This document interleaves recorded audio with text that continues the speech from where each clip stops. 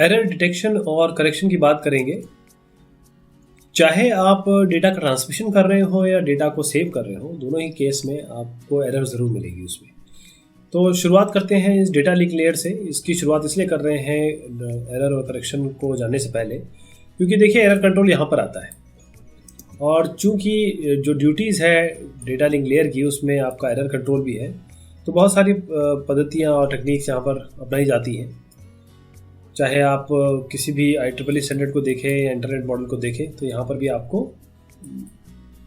LLC और MLC अगर ये दोनों को देखें या फिर डेटा लिंक लेयर को देखें, तो आपको एरर कंट्रोल करना पड़ेगा। एरर कंट्रोल देखेंगे इस LLC में जो IEEE के स्टैंडर्ड है। शुरुआत करते हैं एरर डिटेक्शन और कंट्रोल से, किस तरीके से करेक्शन करेंगे और एरर डिटेक्ट करेंगे। तो सबसे पहले देखेंगे कि कितने टाइप के एरर होते हैं, फिर डिटेक्शन करेंगे, फिर करेक्शन करेंगे उसका। तो डेटा जो है वो ट्रांसमिशन के समय करप्ट हो सकता है, और रिलायबल कम्युनिकेशन के लिए एरर आपको डिटेक्ट करना पड़ेगा, करेक्ट करना पड़ेगा। जो एरर डिटेक्शन या करेक्शन है वो इम्प्लीमेंट या तो डेटा लिंक लेयर में किया जाता है या ट्रांसपोर्ट लेयर में किया जाता है, ISO/OSI लेयर पे।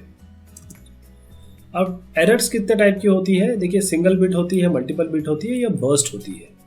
तो सिंगल बिट एरर क्या होती है, मान लीजिए आपने यहाँ से सेंड किया डेटा और रिसीव हुआ, केवल एक बिट में अगर चेंज होता है तो हमें इसे सिंगल बिट एरर कहते हैं।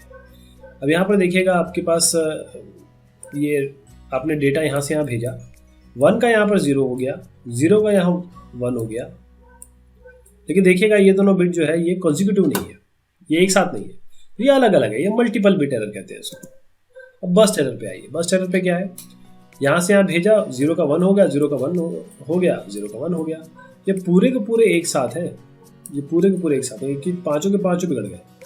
तो जहाँ पर 2 या मोर कॉन्सिक्यूटिव एक साथ वाले बिट चेंज हो जाते हैं, उसे हम बस्ट एरर का नाम संज्ञा देते हैं। अब इसमें देखिए डिटेक्शन में आपका जैसे रिडंडेंसी की बात हम करेंगे, तो एक कंसेप्ट इसमें आता है रिडंडेंसी का। रिडंडेंसी का अगर शाब्दिक अर्थ देखें तो मतलब एक्स्ट्रा, सरप्लस।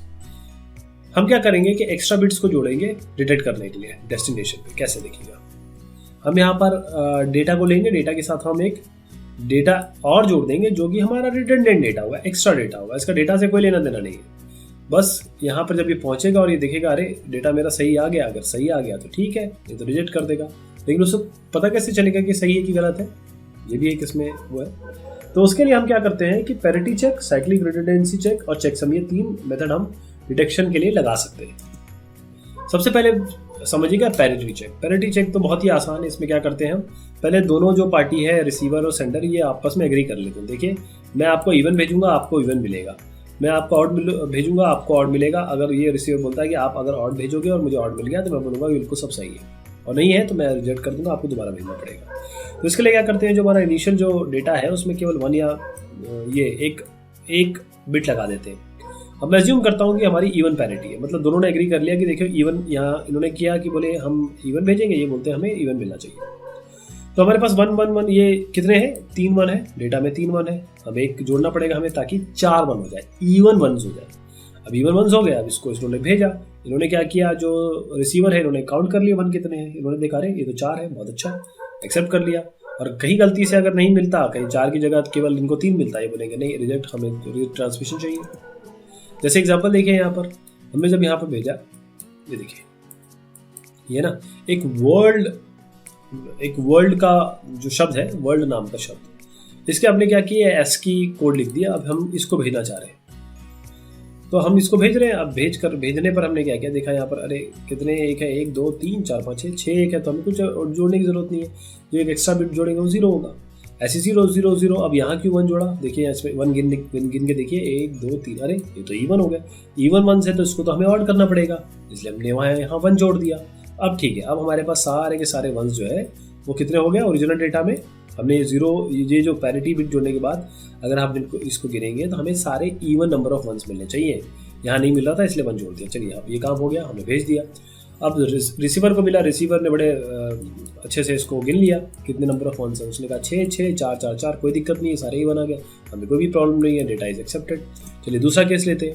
अब यहाँ पर जब यूज़र को मिला, उन्होंने गिना, अरे यहाँ तो मेरे पास 7 1 हो गए, यहाँ तो मेरे पास 5 1s हो गए, 1 2 3 4 5, बोलता नहीं भाई मुझे एक्सेप्टेड नहीं है, आप डिस्कार्ड कर दिया, हमें रिट्रांसमिट करिए आप। एक तरीका और ये सुंदर तरीका कह सकते हैं इसको, बात वही है जो मैं अभी आपको बता रहा हूँ।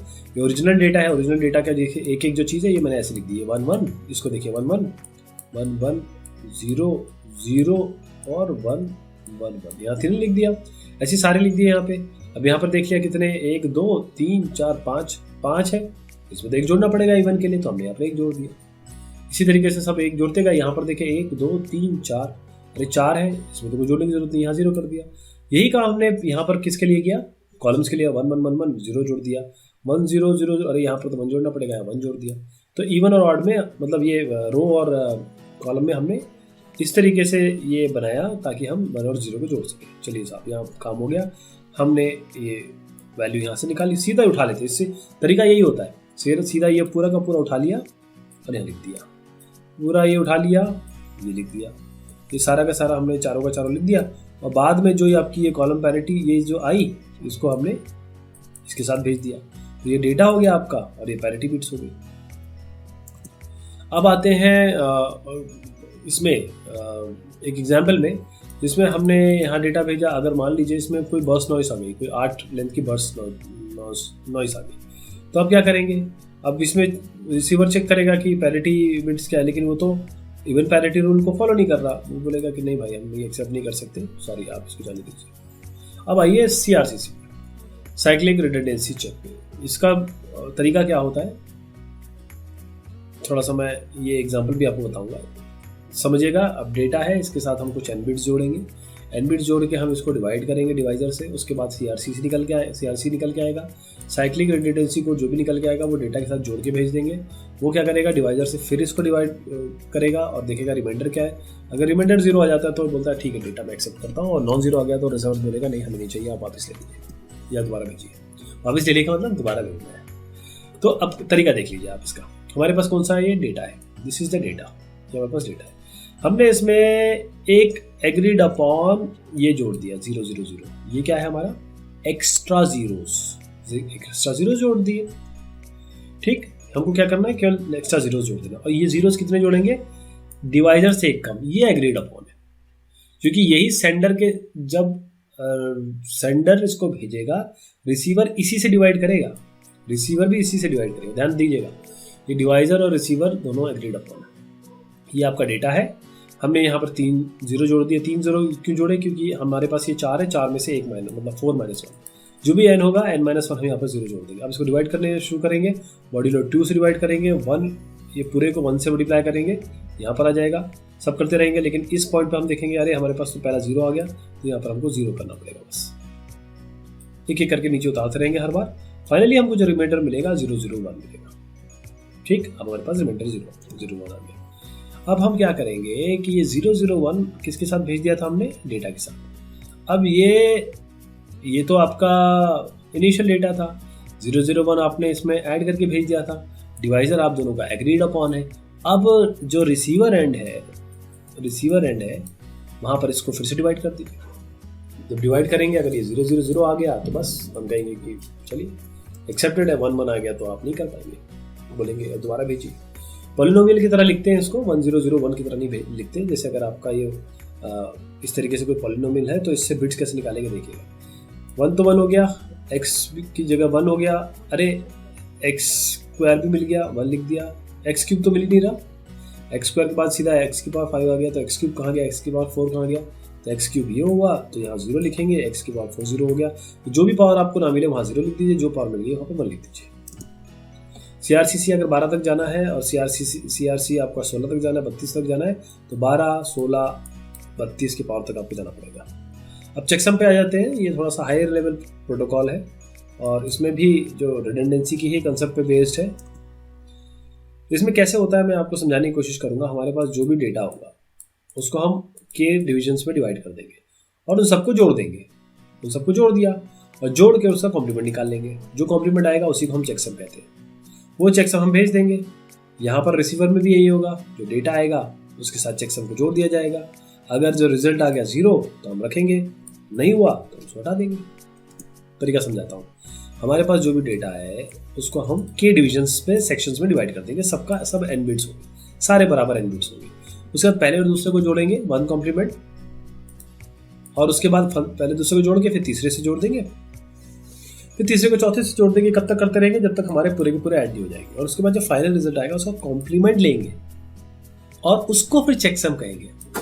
ठीक, अब चेकसम जब आ गया हमारे पास, जब चेकसम हमें भेज दिया, तो जो फाइनल डेटा आएगा उसको receiver adds the data unit, जो रिसीवर के पास डेटा यूनिट आएगा उसको वो क्या करेगा? चेकसम के साथ ऐड करेगा।